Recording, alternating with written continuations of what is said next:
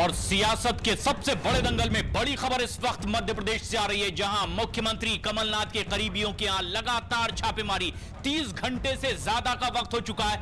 Income tax department की यह छापेमारी लगातार जारी है और प्रवीण कक्कड़ जो कि करीबी बताए जा रहे हैं, उनके यहां से करीब 10 करोड़ की बरामदगी कैश की हुई है। लेकिन इसके अलावा कुछ और भी छापेमारी लगातार जारी है और ये तस्वीरें भी आप देख रहे हैं किस तरह से भोपाल में छापेमारी हुई। अश्विन शर्मा के यहां भी छापेमारी, बताया जा रहा है कि अब तक के कैश, हथियार और शराब की बरामदगी यहां से हो चुकी है और आशंका जाहिर की जा रही है कि आयकर की चोरी की गई है। हवाला के जरिए जो रकम थी उसे चुनाव के वक्त इस्तेमाल की आशंका इनकम टैक्स विभाग को।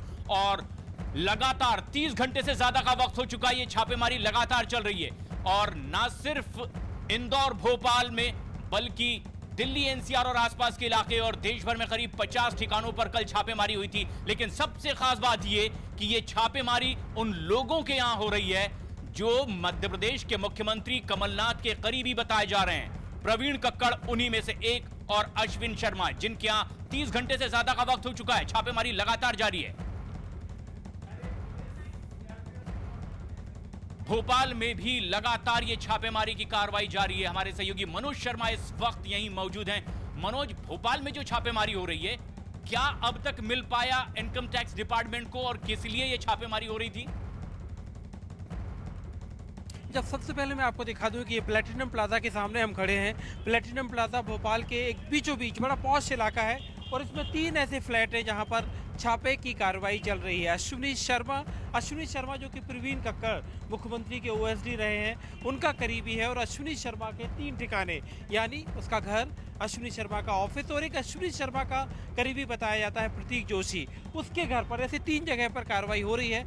नोट गिनने की 2 मशीन प्रवीण जो है वो अहम है कि नोट गिनने की 2 मशीन बीते 12 घंटे से आयकर विभाग की टीम लेकर गई है और आयकर विभाग के जो सूत्र बता रहे हैं कि हम नोट गिन रहे हैं। अगर 2 मशीनें 12 घंटे से ज़्यादा वक्त है नोट गिन रहे हैं तो जाहिर तौर पर एक बड़ा कैश मिलेगा। लेकिन अभी तक प्रवीण जो अश्विनी शर्मा के घर से कितना कैश मिला, क्या क्या मिला, जैसे बातचीत एक ये भी आई कि अनलाइसेंस पिस्टल मिली एक। इसके अलावा जो एक काफिला है, पूरा फ्लीट है महंगी गाड़ियों का, हर गाड़ी का नंबर 1, काले रंग की गाड़ियाँ और कुछ विंटाज गाड़ियाँ जो कार होती हैं वो भी रखी हुई हैं। तो यहाँ जो गैराज है उसमें बाकायदा फ्लीट खड़ा हुआ है। लेकिन अब हम इंतज़ार कर रहे हैं कि कैश कितना मिला, कितना सोना मिला, कितनी ज्वेलरी है। इसके अलावा जो प्रॉपर्टी के डॉक्यूमेंट बताए जा रहे हैं कि वो बड़ी तादाद में मिले हैं। लेकिन इनकी हम पुख्ता होने की कि आयकर विभाग के जो सूत्र हैं यकीनी तौर पर कितना कैश मिला इसका अभी तक खुलासा नहीं किया गया। लेकिन जो प्रवीण कक्कड़ का भोपाल का और इंदौर का घर है उसमें भी अभी कार्रवाई चल रही है। साथ ही साथ अश्विनी शर्मा के इन 3 घरों पर, 3 ठिकानों पर कार्रवाई आयकर तो भोपाल में अश्विनी के घर भी छापेमारी की कार्रवाई जारी है, लेकिन इंदौर में भी ये छापेमारी और 30 घंटे से ज्यादा का वक्त हो चुका है, ये छापेमारी चल रही है। कमलनाथ के करीबी प्रवीण कक्कड़ के घर पर भी ये छापेमारी। किस तरह की कार्रवाई यहां चल रही है, जानकारी दे रहे हैं हमारे सहयोगी विकास सिंह चौहान। पूर्व पुलिस अधिकारी और मुख्यमंत्री कमलनाथ के निजी सचिव प्रवीण कक्कड़ के निवास पर अभी भी छापामार कार्यवाही जारी है। दिल्ली से आए हुए आयकर के दल द्वारा दूसरे दिन भी छापामार कार्यवाही का सिलसिला सतत जारी है। रात लगभग 4 बजे तक यह कार्यवाही जारी रही और 4 बजे के बाद कुछ वक्त तक आराम किया आयकर अधिकारियों के साथ साथ में प्रवीण कक्कड़ के परिवार वालों ने। उसके बाद फिर छापामार कार्यवाही शुरू हुई है। सुबह से सीआरपीएफ का जो बल है उसको और घर के बाहर बढ़ाया गया है और एहतियातन डीआरपी लाइन से भी पुलिस जवानों को यहाँ पर तैनात किया गया है। तो सुरक्षा के पुख्ता इंतजाम के साथ साथ में आयकर का जो दल है वो अभी भी घर के भीतर दाखिल है और छापामार जो कार्यवाही है, जो आईटी की जो सर्वे की कार्यवाही है वो लगातार जारी है। इसके साथ साथ में रविवार को गोल्ड का जो वैल्यूएशन करने वाले लोग थे वो भी यहाँ 3 से 4 की संख्या में पहुँचते हैं। इसके साथ साथ में आज हो सकता है कि कुछ बैंक लॉकर्स भी खोले जाएं और उसके बाद भी कुछ अहम खुलासे होने की उम्मीद जा रही है। हालांकि अभी तक इनकम टैक्स के किसी भी अधिकारी की ओर से आकर बाहर चर्चा नहीं की गई, ना ही प्रवीण कक्कड़ के परिवार के सदस्य ने किसी ने अभी तक मीडिया से कोई बात की है। तो ऐसे में अभी तक कुछ भी कह पाना जल्दबाजी होगी कि आखिर क्या बड़ा खुलासा हो सकता है। लेकिन ये जो कार्रवाई है वो सूत्रों के मुताबिक अगर माना जाए तो ये कार्रवाई लगातार अभी भी जारी रहेगी। कैमरा पर्सन डगलस के साथ विकास सिंह चौहान, न्यूज़ 18 इंदौर। तो इनकम टैक्स डिपार्टमेंट की ये छापेमारी की कार्रवाई ना सिर्फ इंदौर में बल्कि कई और ठिकानों पर भी हो रही है। भोपाल में भी हमारे सहयोगी बने हुए मनोज शर्मा। मनोज, जब इनकम टैक्स की डिपार्टमेंट की टीम यहां पर पहुंची थी तो बताया ये गया कि इंदौर से जो ये दस्ता वहां पहुंचा था, दरअसल ये स्थानीय कर्मचारी नहीं थे बल्कि दिल्ली से पूरा अमला पहुंचा था। सीआरपीएफ की टीम भी मौजूद थी। लेकिन आखिर ये नौबत क्यों आई कि सीआरपीएफ के अधिकारियों की मध्य प्रदेश पुलिस के साथ भिड़ंत हो गई? मध्य प्रदेश पुलिस के साथ जो भिड़ंत है उसकी शुरुआत जब पहली बार ये बात सामने आई कि अश्विनी शर्मा को इनकम टैक्स की जो टीम है वो अपने साथ लेकर दिल्ली जा सकती है, तो इस बात से लेकर शुरुआत हुई। तो लगा कि जैसे मध्य प्रदेश पुलिस को ये गवारा नहीं था कि अश्विनी शर्मा को लेकर दिल्ली जाएं, लेकिन जो प्रिटेक्स्ट दिया गया, बहाना दिया गया, वो ये कहा गया कि हमको जो यहाँ के स्थानीय निवासी हैं प्लेटिनम प्लाजा में जो दूसरे लोग रहते हैं उनकी तरफ से शिकायत आई है कि उनको मेडिकल एड या दूसरी तरह की जो तकलीफें सामने आ रही हैं, तो उनकी शिकायत के आधार पर ये आधार बनाते हुए मध्य प्रदेश की पुलिस यहाँ पहुंची कि हमको भी अंदर जाना है। जबकि सीआरपीएफ की टीम, चाहे वो मीडिया हो चाहे कोई दूसरा शख्स हो, किसी को भी अंदर जाने की इजाज़त नहीं दे रही थी। जब उन्होंने अंदर जाने की कोशिश की तो मध्य प्रदेश पुलिस और सीआरपीएफ के बीच में इस बात को लेकर विवाद हुआ और टकराव के हालात बने। लेकिन बाद में रात में दोनों ने कहा कि टकराव जैसे कोई हालात नहीं है, चुनाव का वक्त है, मध्य प्रदेश पुलिस का काम है कि वो बाहर कानूनी व्यवस्था देखे और जो इनकम टैक्स ऑफिस है वो अपने इस काम को अंदर जो रेट डाली है उस काम को आगे बढ़ाए। लेकिन दोनों पार्टियों ने, चाहे वो कांग्रेस हो या बीजेपी में शिवराज सिंह चौहान ने कहा ये संवैधानिक संकट है और कांग्रेस कह रही है कि पूरा जो और ये एक बड़ी बात भी है मनोज कि किस तरह से इनकम टैक्स डिपार्टमेंट की इस कार्रवाई के बाद अब सियासत भी गर्मा गई है और कांग्रेस के तमाम वरिष्ठ नेता इसे एक ऐसी कार्रवाई बता रहे हैं जो बदले की भावना से की जा रही है, चुनाव से पहले की जा रही है और दुर्भावनावश की जा रही है। तो वहीं बीजेपी के नेता इसके बचाव में भी आ रहे हैं। राजनीतिक उठापटक और बयानबाजी आप भी सुनिए। ये चुनाव में जनता को मूर्ख बनाने के लिए ये सब कार्रवाई कर रहे हैं, लेकिन वो जानते हैं कि कोई सत्यता नहीं है, इसलिए इसमें कुछ नहीं होने वाला है। चुनाव के बाद ये मामला ठंडे बस्ते में जाएगा, लेकिन चुनाव में इस देश की जनता को वर्गलाने के लिए, अपने राजनीतिक प्रतिद्वंदियों को तंग करने के लिए Narendra Modi ji income tax department का, इन्फोर्समेंट डायरेक्टरेट का, सीबीआई का और एनआईए का राजनीतिक इस्तेमाल करते ही करते हैं। इनकम टैक्स का विभाग जहां उनको महसूस होता है कि बेनामी संपत्ति है या ज़्यादा संपत्ति है, तो इस तरह की कार्रवाई वो करते रहते हैं। ये उसी कार्रवाई का हिस्सा है। इसकी लपेट में जब पॉलिटिकल लोग आते हैं तो ये पॉलिटिकल रेड हो जाती है। कितना भी बड़ा व्यक्ति क्यों न हो, उसके रिश्तेदार हो या जो हो, ये महत्वपूर्ण नहीं। महत्वपूर्ण कि जो गड़बड़ी किया है उससे जो जुड़े हुए लोग हैं, ऐसे लोगों पर कार्रवाई करेगी, ऐसे लोगों को जांच करेगी। ये काम उस संस्था के दायित्व बनता है और संस्था इस पर ईमानदारी से काम कर रही है। बीजेपी लोकसभा चुनाव के लिए आज अपना संकल्प पत्र जारी करेगी। बीजेपी के संकल्प पत्र को प्रधानमंत्री मोदी और अमित शाह जारी करेंगे। विकास के नाम पर चुनाव लड़ रही भारतीय जनता पार्टी के इस संकल्प पत्र में कई चीजें देखने को मिल सकती हैं, जिसमें राष्ट्रीय सुरक्षा, विकास, स्वरोजगार, किसानों के हित प्रमुख मुद्दे होंगे। संकल्प पत्र में इस बात की तस्वीर पेश की जाएगी कि सरकार ने पिछले 5 सालों में काम किया है, नतीजे दिए हैं और बड़े फैसले लिए हैं। इसके अलावा राम मंदिर और आर्टिकल 370 जैसे मुद्दे भी संकल्प पत्र का हिस्सा होंगे। बीजेपी ने संकल्प पत्र को तैयार करने के लिए समाज के हर वर्ग के लोगों से पिछले कई महीनों से रायशुमारी ली थी, जिसके बाद संकल्प पत्र को तैयार किया गया है।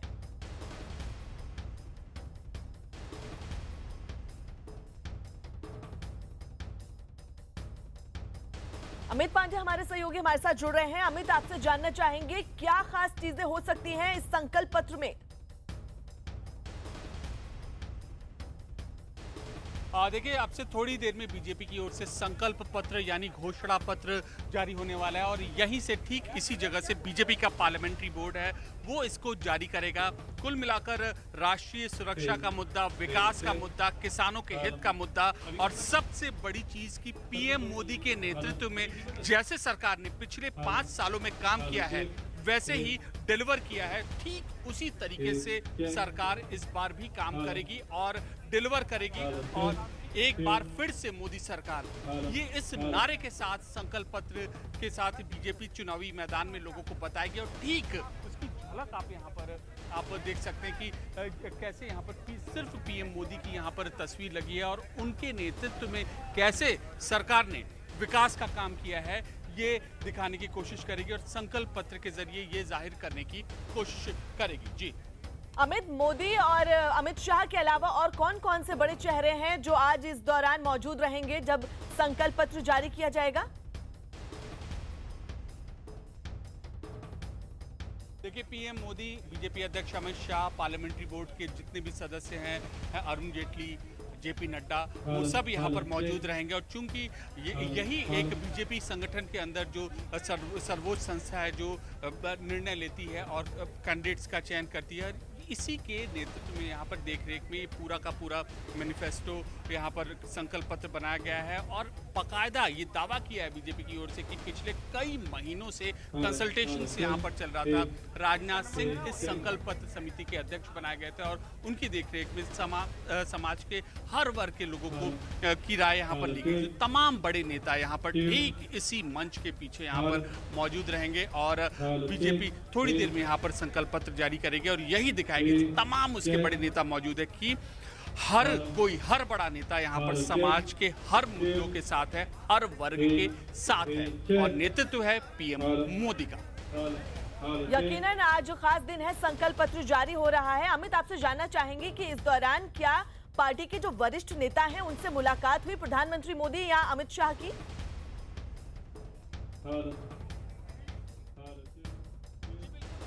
यही मंच है पीछे, इसी मंच पे यहाँ पर पीएम आएंगे और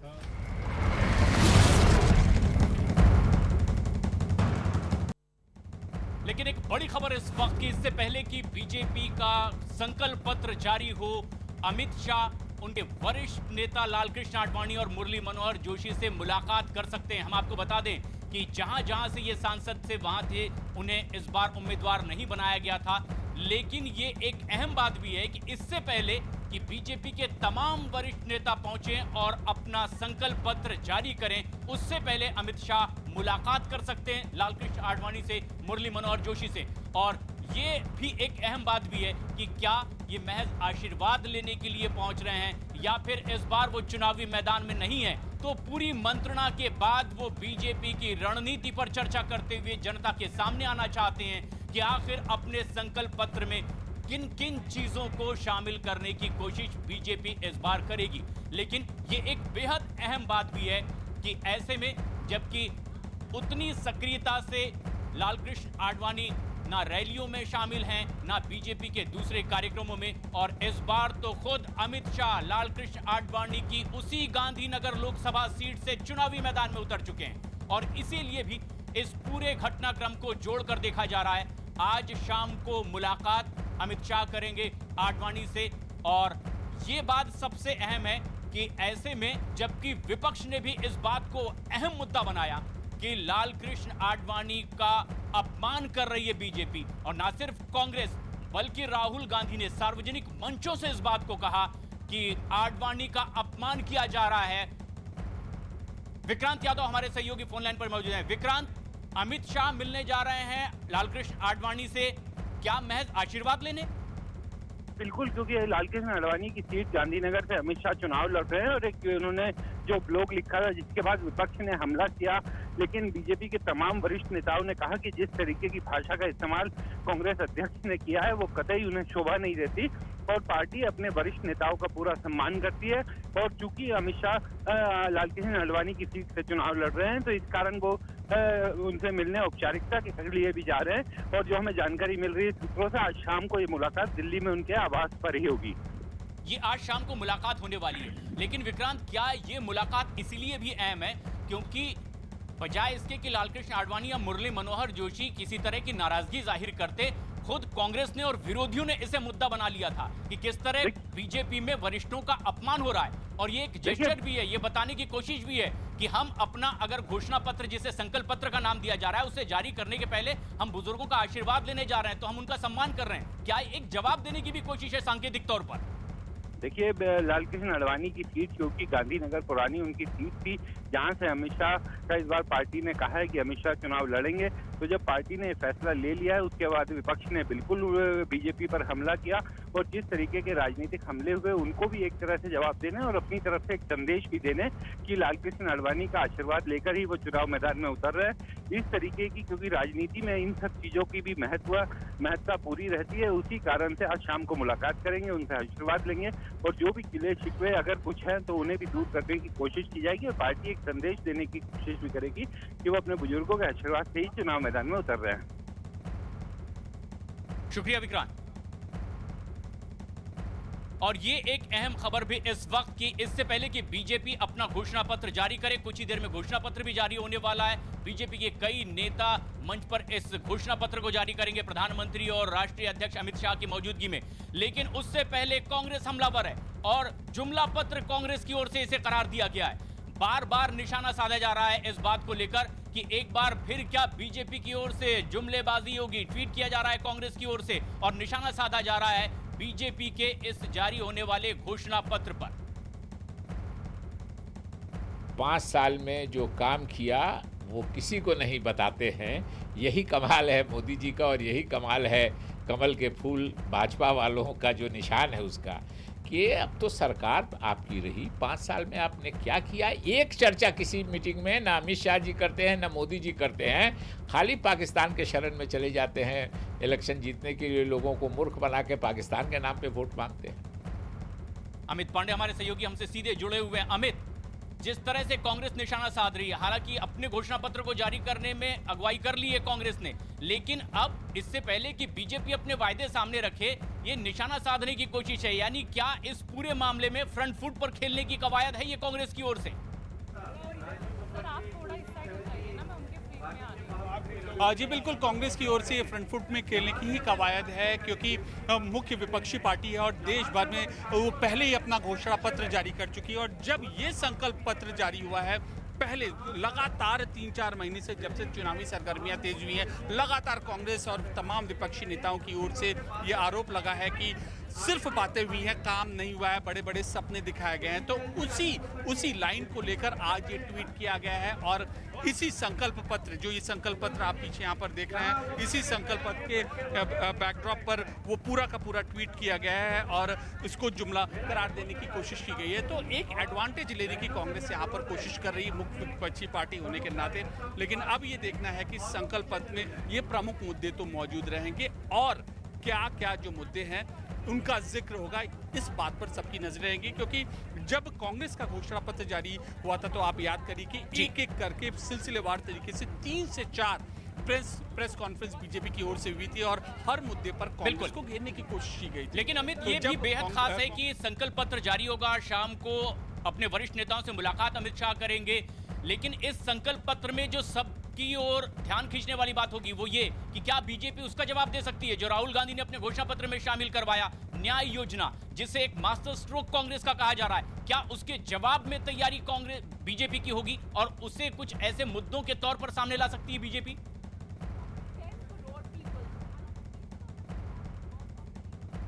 सिर्फ केवल जो कांग्रेस की न्याय योजना है उसका जवाब देने की कोशिश की जाएगी संकल्प पत्र में, बल्कि और भी कई अहम मुद्दे हैं कांग्रेस के घोषणा पत्र में जिनका जिक्र किया गया, उसका भी जवाब बीजेपी यहां पर देगी। और तमाम एक पूरा अलग अलग डिपार्टमेंट बनाए गए थे और कई महीनों से इसकी कंसल्टेशन की गई थी। वो क्या प्रमुख मुद्दे हैं कि किसानों का विकास, किसान स्वरोजगार, तीसरी चीज है राष्ट्रीय सुरक्षा, विकास, जितनी जो योजनाएं हैं, कल्याणकारी योजनाएं हैं, वो और जोरदार तरीके से, पुख्ता तरीके से वो लोगों तक पहुंचे, इसका रोड मैप एक पूरा का पूरा देने की कोशिश करेगी। तो ये दिखाने की कोशिश की जाएगी इस संकल्प पत्र में कि हम केवल वादे नहीं करते, हम डिलीवर करते हैं। और ये जाहिर करने की कोशिश की जाएगी कि जैसा पिछले 5 सालों में हमने काम किया है, वैसा ही आने वाले 5 सालों में हम काम करेंगे अगर हम सत्ता में आए। ये बीजेपी की ओर से दिखाने की कोशिश की जाएगी। और गृह मंत्री की ओर से एक कमेटी बनाई गई थी गृह मंत्री की अध्यक्षता में और करीब 7,500 पेटियों का चयन भी किया, जिसमें कि लोगों के सुझाव भी मांगे गए थे और उसके बाद ये घोषणा पत्र तैयार किया गया जिसे संकल्प पत्र का नाम दिया जा रहा है। देखना ये किन बातों को लेकर अब बीजेपी चुनावी मैदान में उतरने जा रही है। फिलहाल अमित, शुक्रिया आपका। मुंबई में कांग्रेस, शिवसेना और बीजेपी प्रत्याशी आज नामांकन भरने जा रहे हैं। उत्तर पश्चिम से संजय निरुपम, उत्तर मुंबई सीट से उर्मिला मातोंडकर, उत्तर मध्य सीट से कांग्रेस की प्रिया दत्त, उत्तर पूर्व से बीजेपी नेता मनोज कोटक, तो दक्षिण मुंबई से कांग्रेस के मिलिंद देवड़ा नामांकन भरेंगे। दक्षिण मध्य सीट से शिवसेना के राहुल शेवाले भी आज नामांकन भरेंगे। आई थिंक ये ट्रेडिशन चला आ रहा है मेरे पिताजी के समय से, तो हमेशा जैसे वो अपना नॉमिनेशन फाइल करने चाहते थे तो हर जगह पहले सिद्धि विनायक, माहिम दरगाह, चैतन्य भूमि, चर्च, तो वही एक ट्रेडिशन चलती आ रही है जहाँ हम सब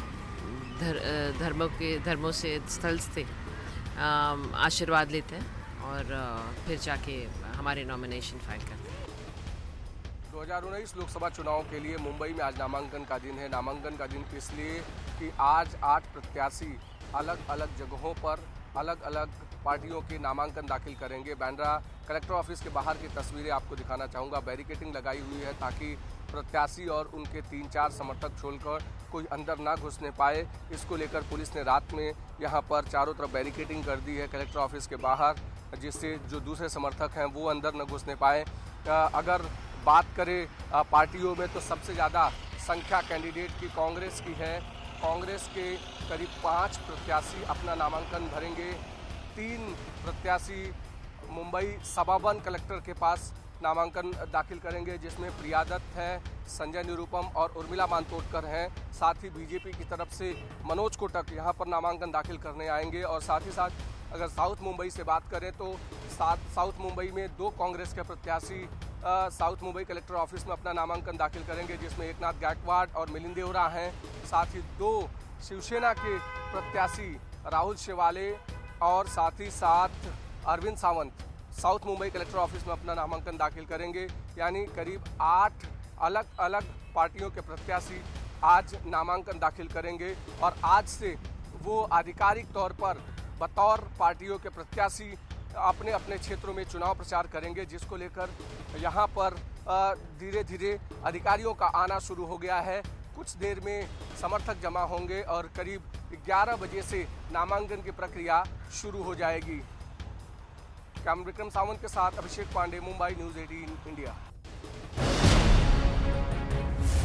सबसे पहले प्राथमिकता है कि बिहार में एक ऐसा माहौल बने जहां हमारे बिहार में प्रगति और विकास की दस्तक हर घर तक पहुंचे। हम उस हालात को जरूर बदलकर दिखाएंगे जिसमें रुपए कमाने के लिए बिहार के लोगों को ना घर छोड़ने की मजबूरी होगी, ना ही घर से बाहर मर्जाद छोड़कर रुपया कमाना होगा। अगर बिहार में सरकार बनती है तो तारीफ जो कंडीशन जो लगाया गया है कि वो इल्लीगल है, उसकी जो है हम लोग जो है उसको हटा करके हम लोग जो है लीगल करने का काम करें।